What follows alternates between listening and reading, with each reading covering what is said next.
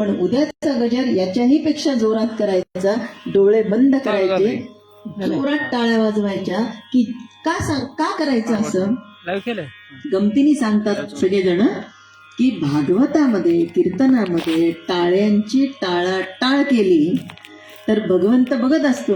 सगळीकडे भगवंत आहे, भगवंत कुठे नाही आहे, सगळीकडे ना. आमच्या इथे तर साक्षात आहे.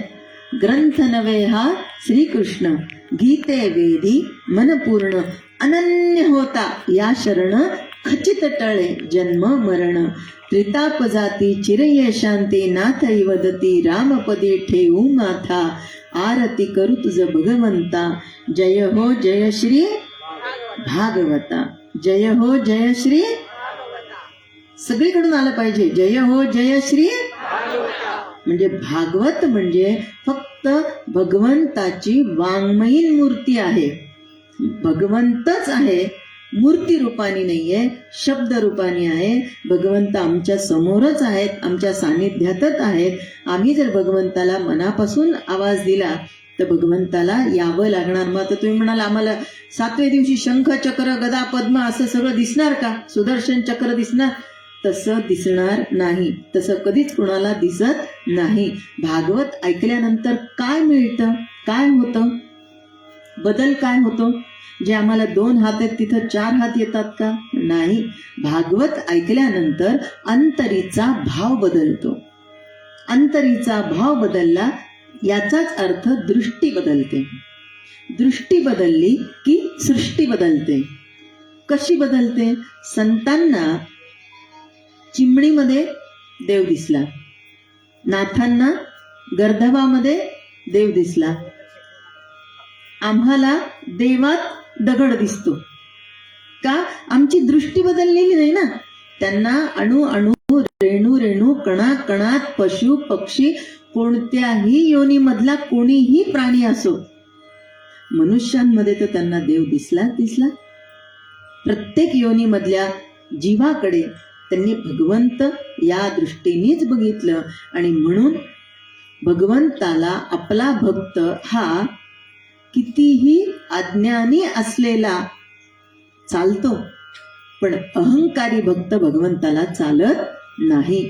आत्ता आम्ही अज्ञानी भक्त आहोत, म्हणून भगवंताची प्रार्थना करायची, गजर करायचा, मनापासून बोलवायचं, भगवंताला बोलवायचं. ते चतुश्लोकी भागवतातून आधी आमंत्रित करायचं.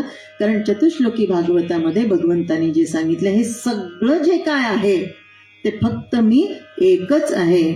सुरुवात करूया चतुश्लोकी भागवताला.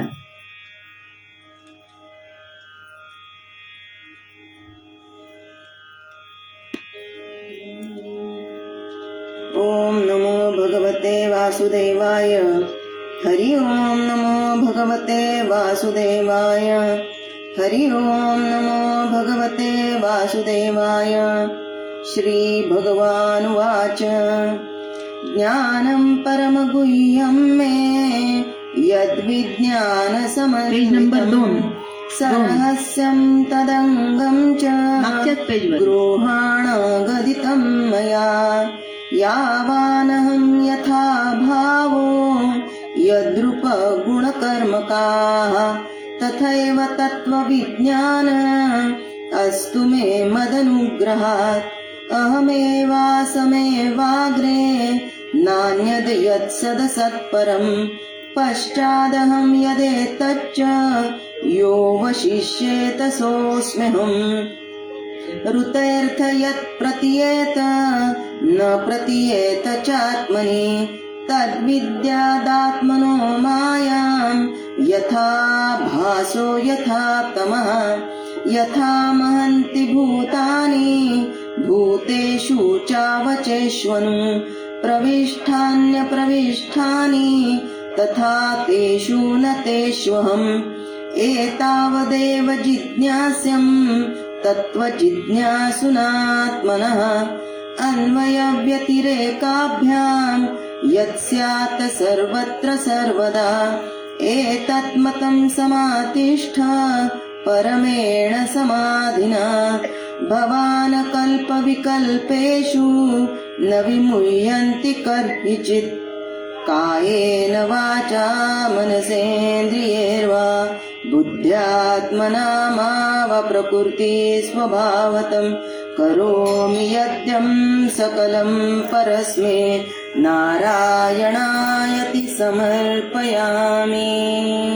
पुंडलीकवरदे हरी विठ्ठल श्री ज्ञानदेव तुकाराम पंढरीनाथ भगवान की जय. माऊली ज्ञानेश्वर महाराज की जय. शांती ब्रह्म एकनाथ महाराज की जय.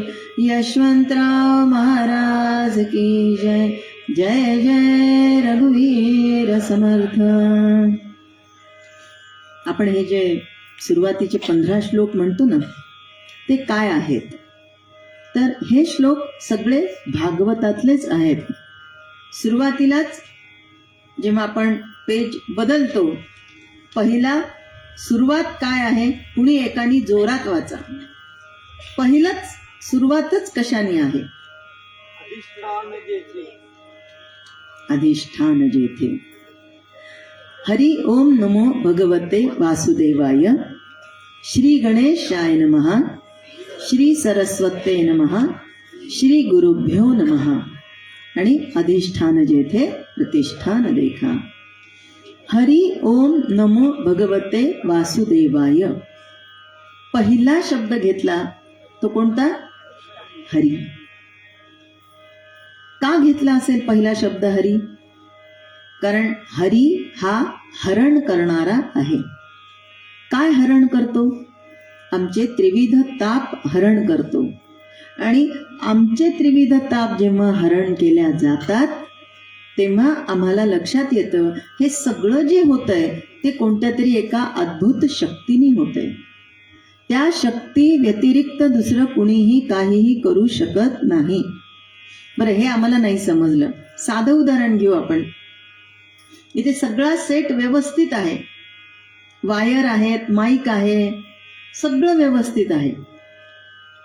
पण जर या सगळ्या ह्याच्यामध्ये वीज नसेल, या यंत्रणेमध्ये वीज नसेल तर त्या सगळ्या यंत्रणेचा उपयोग आहे का? नाही.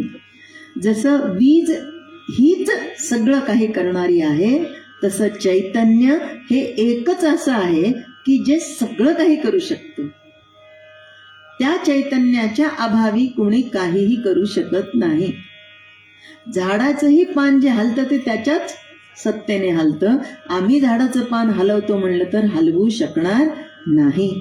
आणि म्हणून आमच्या जेव्हा त्रिविध तापांचं हरण होतं तेव्हा त्या अद्भुत शक्तीचा आम्हाला प्रत्यय येतो आणि आम्ही त्याच्याजवळ जातो आणि नतमस्तक होतो. पण हरीच्या ठिकाणी नतमस्तक व्हायचं आहे, त्यासाठी पुढचा शब्द आलेला आहे. काय आहे शब्द? ओम. ओम म्हणजे काय? अकारतो ब्रह्मा, उकारतो विष्णू, मकार महेशु बोली जेते. अकारतो ब्रह्मा, आधी निर्मिती आहे, मग मकार, अकार, उकार आणि मकार. तर मधला जो उकार आहे ते आमचं सातत्य राहण्यासाठी आहे, संवर्धन करण्यासाठी आहे, आमचं जतन करण्यासाठी आहे, आमचं संरक्षण करण्यासाठी आहे.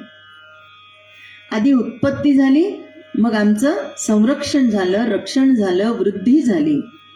आणि नंतर मकार आहे, तो म्हणजे शिवाचा.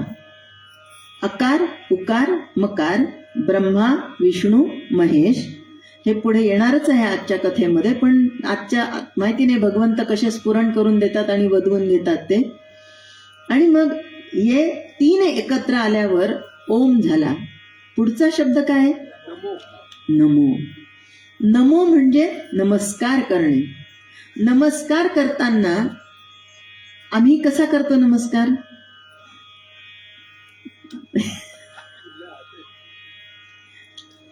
नमस्कार करताना आमचे हात जोडल्या जातात, म्हणजे इंद्रिय एकत्र येतात, बरोबर?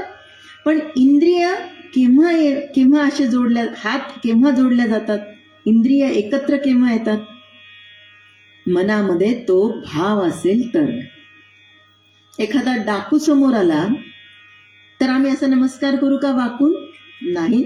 तेच आमच्या समोर साधू सत्पुरुष आले की आम्हाला सांगावं नाही लागत नमस्कार कर वाकून. नाही, अहो लहान मुलांना सांगावं नाही लागत.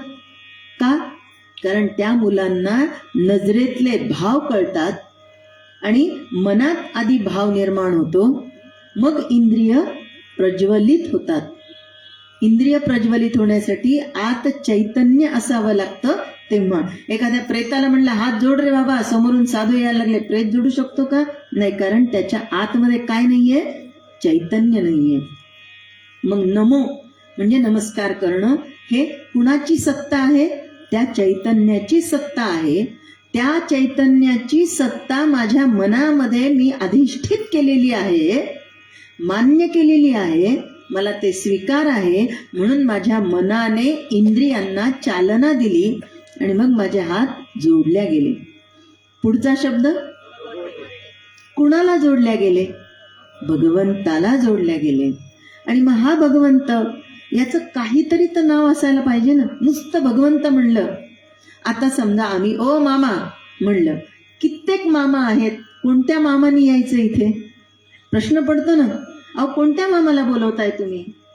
अहो नाही नाही, आमचे रामराव मामा, आमचे शामराव मामा, आमचे कृष्णा मामा. नाव द्यावं लागतं की नाही? म्हणून पुढचं नाव काय आहे?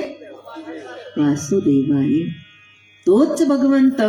भगवंत म्हणजेच वासुदेव, वासुदेव म्हणजेच भगवंत. आता मी जेव्हा भागवत श्रवणाला सुरुवात करते तेव्हा मी काय करतो? तर मी आधी भगवंताचा गजर करतो. कसा करतो? हरी ओम नमो भगवते वासुदेवाय. म्हणजे माझ्या त्रिविध तापांचं हरण करणारा तो हरी. मी नामस्मरण करतोय, पण त्या नामस्मरणाचा अर्थ मला समजला नाही तर त्या नामस्मरणाला अर्थ नाही. म्हणून आधी आपण मंत्राचा अर्थ समजून घेतला गेला, हरी ओम नमो भगवते वासुदेवाय. आता आम्हाला समजलं. मग त्याच्यानंतर लगेच भागवत का नाही सुरू केलं? नाही, त्याच्या पुढे काय घेतलं? श्री गणेशाय नमः. गणेश ही बुद्धीची देवता आहे आणि जोपर्यंत आम्हाला बुद्धी चलनवलन करत नाही, बुद्धी चालत नाही, बुद्धी वापरता येत नाही, आमच्याकडे बुद्धीच नसेल तर आम्हाला काही एक कळणार नाही. मग ही आमची सगळी सुरुवात कोण करून देतो? गणेश. म्हणून आधी श्री लिहिलेलं आहे, श्री गणेशाय नमः. आता ही श्री इथे लक्ष्मी रूपाने पण येते आणि श्री हे गणेशाला आदरयुक्त भावनेने आम्ही बोललेलं आहे असाही श्री येतो. श्री गणेशाय नमः. गणेश याला आम्ही विघ्नहर्ता म्हणतो, मंगलमूर्ती म्हणतो, गजानन म्हणतो, गणेश म्हणतो. या सगळ्यातून एक भाव लक्षात येतो की हा गणेश काय करतो? तर आम्हाला बुद्धी देतो, आमची संकट निवारण करतो. गणेशाला नमन केल्यानंतर आम्ही काय केलं? सरस्वते नमः. आम्हाला बुद्धी मिळाली. गणेश ही बुद्धीची देवता आहे आणि सरस्वती ही वाणीची देवता आहे. सगळं समजलं, सगळं माहितीये, सगळं येतं, पण व्यक्तच करता नाही आलं तर त्या आतल्या बुद्धीला अर्थ आहे का? काहीच उपयोग नाही. मला सगळं येतं, मला सगळं समजलं, पण मला बोलताच आलं नाही. मग नाही बोलता आलं हा दोष वाणीचा, कारण त्यावर सरस्वतीची कृपा झालेली नाही, म्हणून वैखरी वाणीतून व्यक्त करता आलं नाही. वैखरी वाणीतूनच जर आलं नाही तर ते मध्यमेपर्यंत जात नाही, पश्चंतीपर्यंत जात नाही, परावाणीपर्यंत कधीच जात नाही. म्हणून सरस्वतीला वंदन केलेलं. आता बुद्धीची देवता गणेश झाली, वाणीची देवता सरस्वती झाली. पुढे काय केलं? गुरुभ्यो नमः. आम्हाला जर काही प्राप्त करून घ्यायचं असेल तर फक्त आणि फक्त सद्गुरूंची कृपा आमच्यावर जर असेल तर पांगळ्याला सुद्धा पर्वत ओलांडून जाण्याची शक्ती सद्गुरू देतात. गावोबा पैठणच्या आसपासच राहायचे, लहान होते, फक्त पुरणाची पोळी खायला आवडत होती. घरी गरिबी होती. आईला रोज हट्टीपणा करायचा, आई पुरणाची पोळी खायची, पुरणाची पोळी खायची. आई म्हणायची, अरे मी काय तालिवंत नाही रे बाबा, तुला रोजच्या रोज पुरणाची पोळी करून खाऊ घालायला. जा त्या नाथांकडे, त्यांच्याकडे रोज पंचपक्वानांचा नैवेद्य असतो, पुरणाची पोळी रोज असती, जा एकदाचा राहा तिथे. बघा, फक्त आणि फक्त पुरणाची पोळी खाण्याच्या निमित्ताने गावोबा नाथांच्या घरी आले आणि बाकी काहीही कळत नव्हतं, पण भाव अंतरी होता. कुणाबद्दल? एकनाथ महाराजांबद्दल. एकनाथ महाराजांनी सांगितलं, बाबा रे तू सगळे कामं करतो, एक काम कर ना म्हणे. म्हणे काय? भगवंताचं नाव घे, रामकृष्ण हरी म्हण, बाकी काही करू नको. ते म्हणाले, तुम्ही इथे असताना मी रामकृष्ण हरी कशाला म्हणू? फक्त एकनाथ एकनाथ एकनाथ एकनाथ एकनाथ म्हणायचे. ते गजर मंत्र सगळं जे काय आहे ते एका नामात आहे. त्याच्या दृष्टीने एकनाथ हेच भगवंत आहेत, एकनाथ हेच नाम आहे, एकनाथ हेच मंत्र आहे. आणि तो अंतःकरणापासून एकाच नावाशी एकनिष्ठ राहिला, सातत्याने एकनाथच म्हणत राहिला. आणि एक स्टेज अशी आली, नाथ महाराज भावार्थ रामायण लिहित होते. आता शेवट होत आलेला आणि नाथ महाराजांनी सगळ्यांसमोर आपल्या मनातली भावना व्यक्त केली. म्हणाले, बाबा रे आत्तापर्यंत होईल तेवढं भावार्थ रामायण तर झालं, पण आता ह्याच्या पुढचं भावार्थ रामायण मात्र असं म्हणून थांबले. सगळे लोक ऐकत होते की आता पुढे काय सांगणार. आणि उतावीळता आपल्यामध्ये फार जास्त असते. बाकीच्यांनी विचारलं, का हो नाथ महाराज तुम्ही कुठे चालले? आणि मग तुम्ही नसले तर मग भागवत या रामायणाचं कसं आहे म्हणे, भावार्थ रामायण मग कोण सांग? म्हणजे काहीच गरज नव्हती, पण लोकांनी पटकन प्रश्न उपस्थित केला. नाथ महाराजांनी ताबडतोब त्याचं उत्तर दिलं, पुढील भावार्थ रामायण माझा गावोबा सांगेल.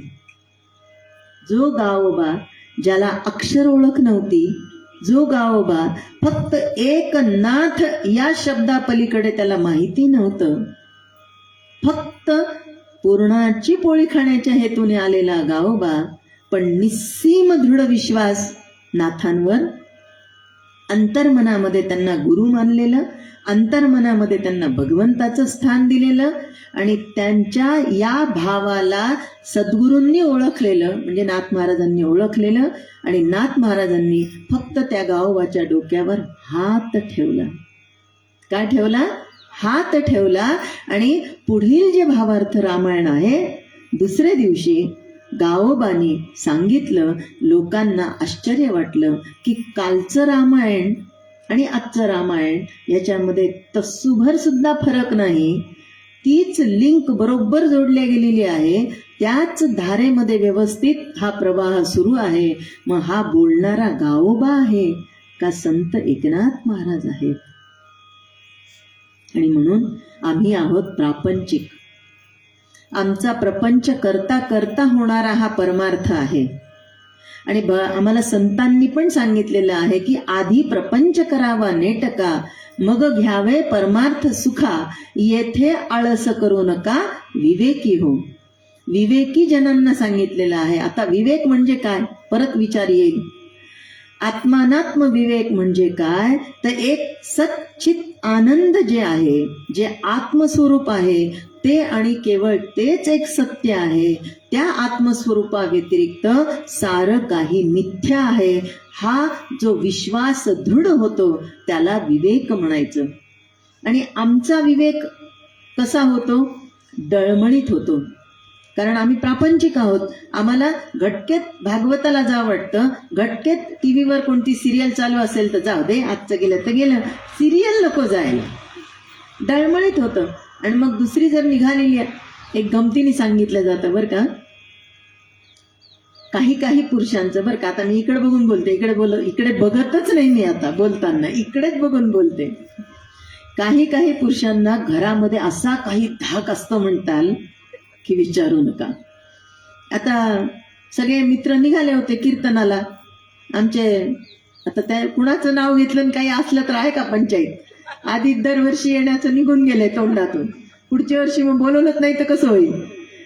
काय नाव घेऊ? तुम्ही कुणी, तुमच्यापैकी कुणी एकाने सांगा, काय नाव घेऊ सांगा. कोणत्या मामाचं, कोणत्या काकाचं काय नाव घेऊ? दशरथराव म्हणू आपण, ठीक आहे. आता जाता जाता दशरथरावचे मित्र दशरथराव बाहेर उभे होते. का म्हणे दशरथराव, चला यायचं ना म्हणे कीर्तनाला. ते म्हणतात हो हो हो. बाहेर आतून आवाज आला, हो. आवाज आला की दशरथराव म्हणतात हो हो हो हो, तुम्ही पुढे चला, मी आलोच. काय म्हणतात? तुम्ही पुढे चला, मी आलोच. तुम्ही पुढे चला. त्यांना सांगितलं आलोच. कुठे सांगितलं? घरात सांगितलं आलोच. झाला यांचा परमार्थ इथेच. म्हणून आमचा परमार्थ डळमळीत आहे, आमचा विवेक डळमळीत आहे. आत्मानात्म विवेकामध्ये आमचा कधी वर कधी खाली, कधी वर कधी खाली असा होतो. आणि म्हणून एकनिष्ठता राखायची ती सद्गुरूंच्या चरणावर. आणि सद्गुरूंच्या चरणावर जर एकनिष्ठता राखली तर सद्गुरू काय नाही करत, ते गावोबाच्या उदाहरणातून आपल्याला लक्षात आलं.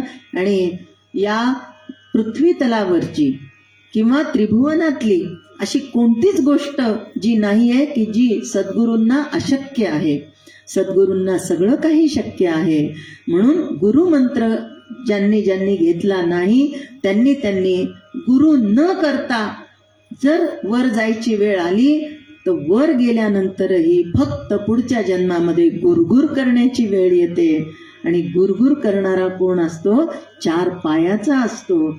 जर गुरु विना जर जन्म वाया गेला तर पुढच्या जन्मामध्ये मनुष्य योनी प्राप्त होत नाही. आणि आता ते आपल्याला काही कॉन्फिडन्स नाहीये, कारण मी काही जाऊन आलेली, मला काही माहिती नाहीये की पुढचा जन्म याच्यानी हाच मिळणार आहे म्हणून.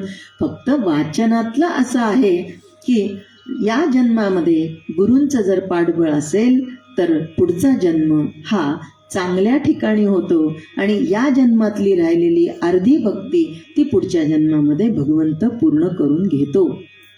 आणि म्हणून आम्ही गुरु करायचे. म्हणून गुरूंना आधी गुरुभ्यो नमः. आपणही भागवतामध्ये फक्त गुरुमंत्र देतो, तो 5वे-6वे दिवशी. ज्यांची इच्छा असेल त्यांनी गुरुमंत्र घ्यायचा. संकट पडू द्यायचं नाही. बापरे, आता गुरुमंत्र घ्यायचा म्हणजे काय काय आणावं लागतं, काय काय खर्च येतो. खर्च काहीही येत नाही, फक्त अंतरी भाव असणं गरजेचं आहे. ज्यांनी आधी गुरु केलेले असतील आणि जर कधी मंत्र म्हणत नसतील, विसरून गेले असतील, तो गुरुमंत्र जर जपत नसेल तर आता गुरुमंत्र घेता येतो. पण तो गुरुमंत्र म्हणत असताना परत दुसरा गुरु करता येत नाही. आणि म्हणून गुरूंची जी महती आहे ती अशा पद्धतीने की ते सगळं काही करू शकतात. आणि म्हणूनच कदाचित भगवंतांनी, माझ्या सद्गुरूंनी, शांती ब्रह्म एकनाथ महाराजांनी हे जे 15 श्लोक माझ्याकडून ते लाईनमध्ये करून घेतलेले बरं का. हे सगळे श्लोक भागवतातलेच आहेत. पण 18,000 श्लोकांपैकी याच्यानंतर तो, त्याच्यानंतर तो, त्याच्यानंतर तो यावा, ही केवळ सद्गुरु कृपा आहे. आणि पहिला श्लोक आला तो, अधिष्ठान जेथे प्रतिष्ठान देखा, तिथे जन्मला तो गुणातीत एका, जयाचे नामे चुके जन्म व्यथा, नमस्कार माझा सद्गुरु एकनाथा. हे सुरुवातीचे श्लोक आता आपण म्हणूया. हरि ओम नमो भगवते वासुदेवाय. हरि ओम नमो भगवते वासुदेवाय. हरि ओम नमो भगवते वासुदेवाय. श्री गणेशाय नमः. श्री सरस्वते नमः. श्री गुरुभ्यो नमः.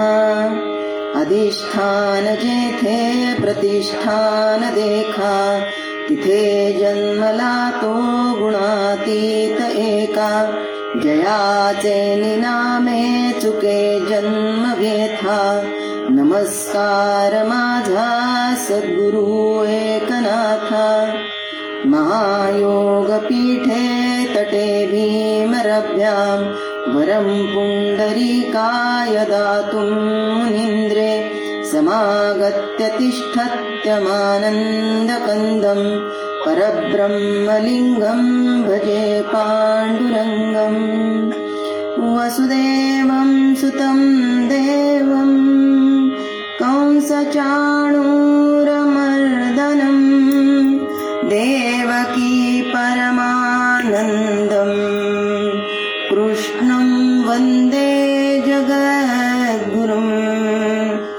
यं ब्रह्मा वरुणेन्द्ररुद्रमरुतस्तुन्वन्ति दिव्यैस्तवे वेदैः साङ्गपदक्रमोपनिषदे गायन्ति यं सामगाः ध्यानावस्थिततद्गतेन मनसा पश्यन्ति यं योगिनो यस्यान्तं न विदुः सुरगणा देवाय तस्मै नमः।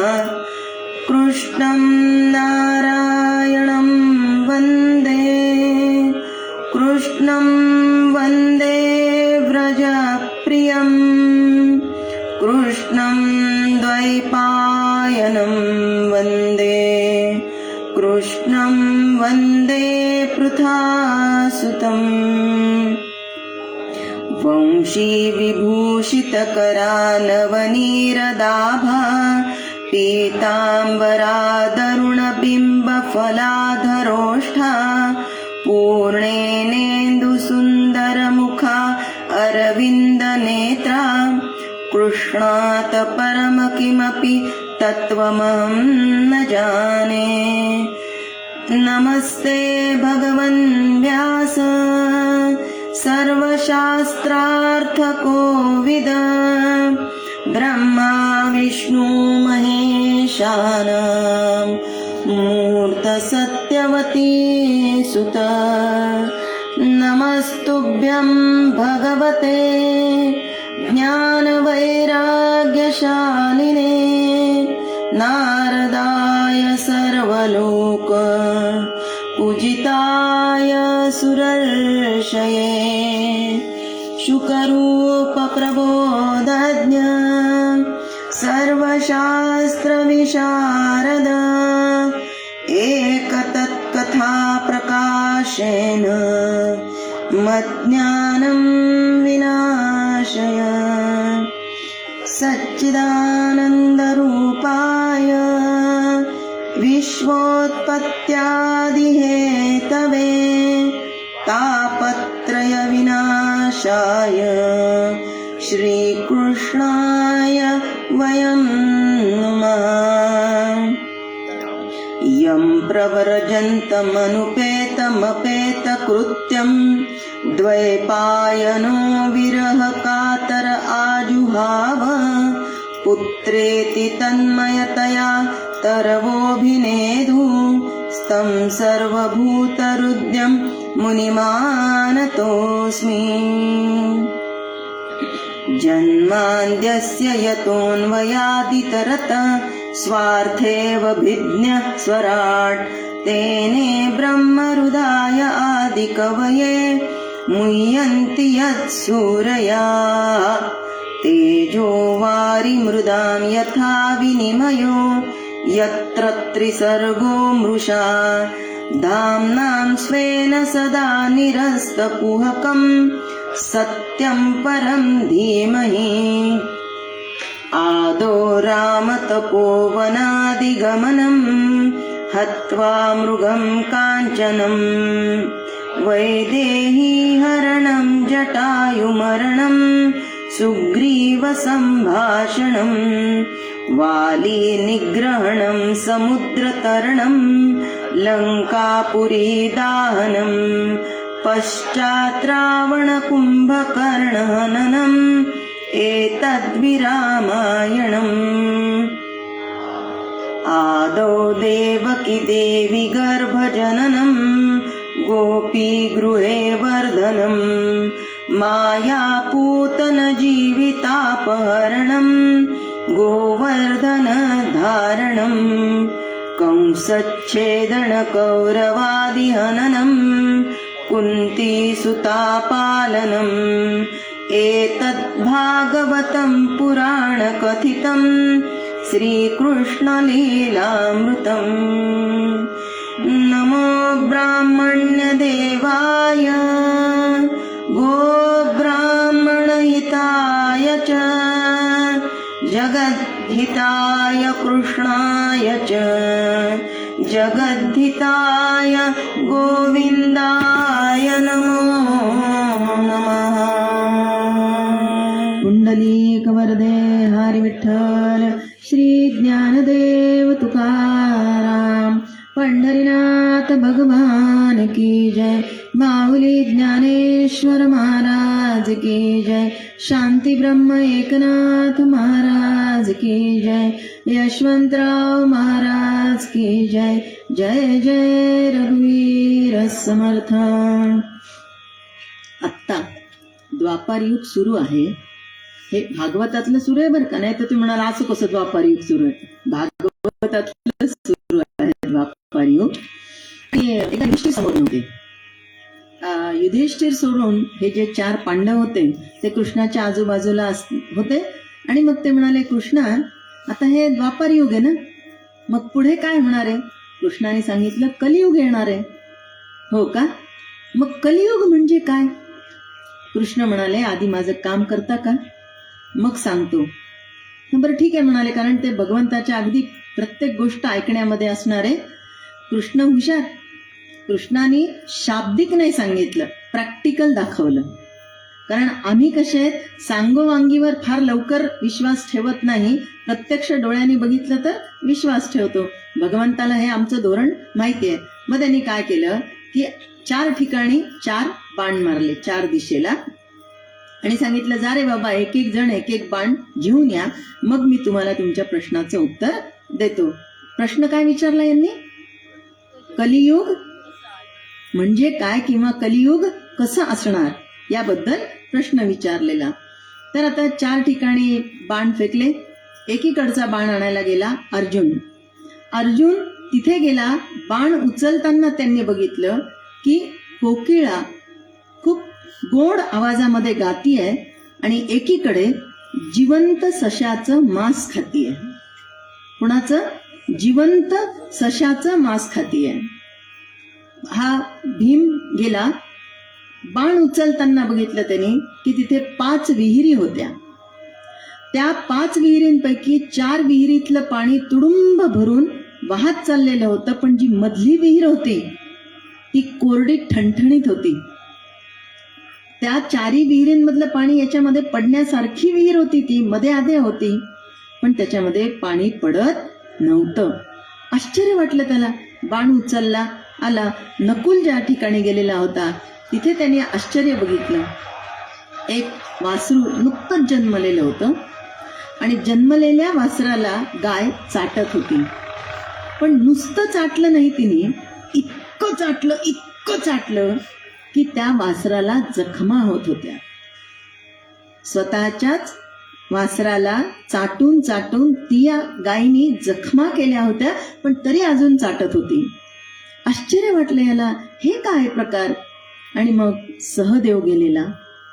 सहदेव जिथे तो एक बाण पडला होता तो उचलताना सहदेवाने बघितलं, उंच डोंगर आहे आणि त्या डोंगरावरून एक मोठी शिळा ओरघ अशी घरंगळत येतीये, कोसळतीये. पण खाली येता येता एका झुडपाला ती अडकली. झुडूप छोटस, एका झुडपाला ती अडकली. तिथे आली आणि ती अडकल्या गेली आणि पुढचा प्रवास तिचा थांबला. याला आश्चर्य वाटायला लागलं, हे मोठेच्या मोठे झाडं कोसळले ती शिळा खाली येताना, आणि ती शिळा झुडपाजवळ कशी काय थांबल्या गेली, खाली कशी नाही आली. मनात शंका आली. आता श्रीकृष्णापर्यंत आले आणि ज्यांनी ज्यांनी जे जे बघितलं ते ते श्रीकृष्णाला सांगितलं. श्रीकृष्णाला पहिल्यांदा प्रश्न काय विचारला होता,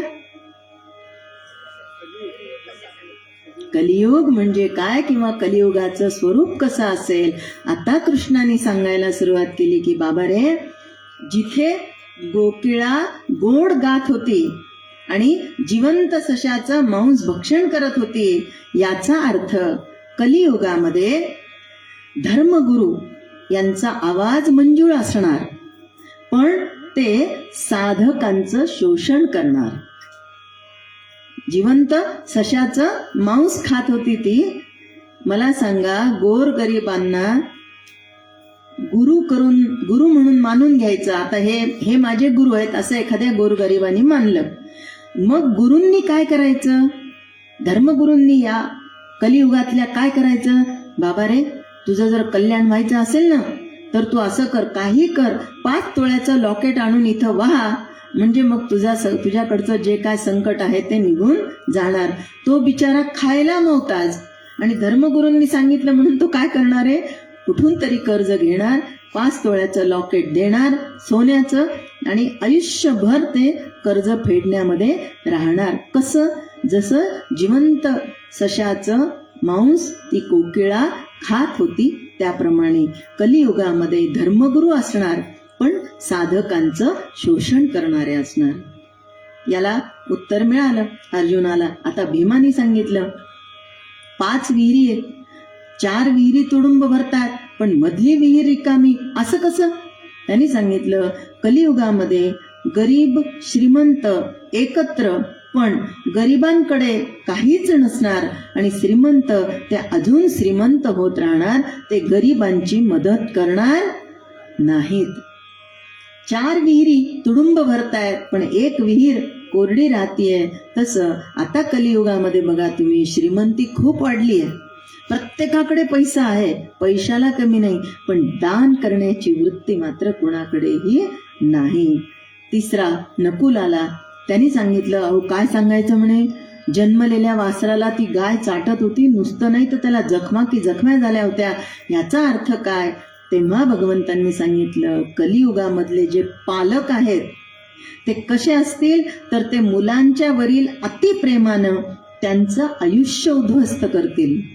कलियुगातले पालक, काही पालक काय करतात? नको रे बाबा, अभ्यास कशाला करतो, आराम कर, काही करू नको, कष्ट करू नको, तू काय आराम कर. म्हणजे पालक अति लाड करतात. आणखीन न्यू व्हर्जन जर सांगायचं ना, आणखीन आधुनिकतेने जर सांगायचं ना, तर असे मोठे मोठे मोबाईल घेऊन देतात, ज्या पाहिजे त्या गाड्या घेऊन देतात, त्या गाड्यांसाठी पेट्रोल बेफाम देतात. ते मुलं 31 डिसेंबरच्या दिवशी गाडी बेफाम चालवतात. त्याच्या आधी काय घेतात हे सांगायची गरज नाही, कारण त्यांच्याकडे आईवडिलांनी भरपूर दिलेला असतो, त्याच्यातून काहीही घेतात, गाडी भरधाव चालवतात, आणि पुढे काय होतं? आयुष्य उद्ध्वस्त होतं. हे कलियुगामधलं मुलांच्या वरील अतिप्रेमाने पालकच त्यांचं आयुष्य उद्ध्वस्त करतील, हे कलियुगाचं उदाहरण. पण सगळ्यात शेवटी जेव्हा सहदेव आला, तेव्हा सहदेव सांगत होता, मी तर फार मोठं आश्चर्य पाहिलं म्हणे. एवढ्या मोठ्या डोंगरावरचे एवढे मोठे प्रचंड वृक्ष, ती शिळा खाली येताना उन्मळून पडत होते, म्हणजे मुळासकट बाजूला होत होते. पण एके ठिकाणी ती शिळा आली आणि त्या झुडपाच्या ठिकाणी शांत झाली. ते झुडूप कशाचं होतं? तर ते तुळशीचं होतं. तुळशीपर्यंत आलं आणि ती शिळा शांत झाली. याचा अर्थ या कलियुगामध्ये माणूस चारित्र्याच्या बाबतीत शिळेसारखं त्याचं अधःपतन होईल. कितीही उंचावर गेला तरी खाली कोसळत येईल, अधःपतन होईल. पण जर त्याने मन लावून भगवंताचं नामस्मरण केलं, मन लावून भगवंताचं नामस्मरण केलं, तर तिथे त्याचं सगळं काही संरक्षण होऊ शकतं. ते एका नामामध्ये, आणि नामस्मरण करायचं ते असं.